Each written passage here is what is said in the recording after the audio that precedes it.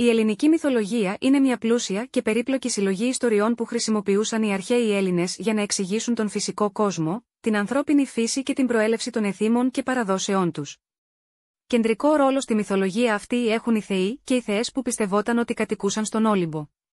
Ανάμεσα στους πιο σημαντικούς είναι ο Δίας, ο βασιλιάς των θεών και θεός του ουρανού, ο Ποσειδώνας, θεός της θάλασσας, ο Άδης, άρχοντας του κάτω κόσμου, η Ήρα, βασίλισσα των θεών, και η Αθηνά, θεά της σοφίας. Οι μύθοι ξεκινούν με τη δημιουργία του κόσμου από ένα αρχαίγωνο χάος. Από αυτό το χάος αναδύθηκαν οι πρώτες θεότητες, όπως η Γαία, γη, και ο ουρανός, αουρανός, που γέννησαν τους Τιτάνες.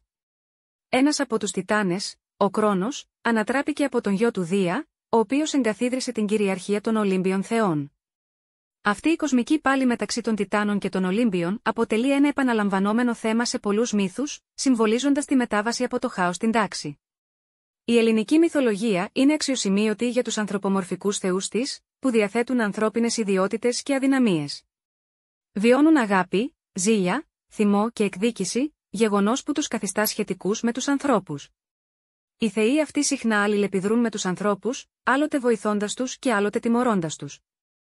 Ήρωες όπως ο Ηρακλής, ο Θησέας και ο Περσέας είναι κεντρικές φιγούρες στους ελληνικούς μύθους, ξεκινώντας επικές αποστολές και επιτυγχάνοντας σπουδαία κατορθώματα, συχνά με τη βοήθεια των θεών.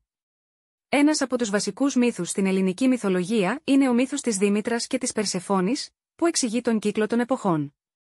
Όταν η Περσεφόνη απάγεται από τον Άδη και οδηγείται στον κάτω κόσμο, η μητέρα της, η Δήμητρα, θεά της Γεωργίας, κάνει τη γη άγονη. Η επιστροφή της σηματοδοτεί την άφιξη της άνοιξης και την ανανέωση της ζωής. Οι μύθοι αυτοί μεταδίδονταν προφορικά και αργότερα καταγράφηκαν σε επικά ποίηματα όπως η Ιλιάδα και η Οδύσσεια του Ομήρου και η Θεογονία του Ησίωδου.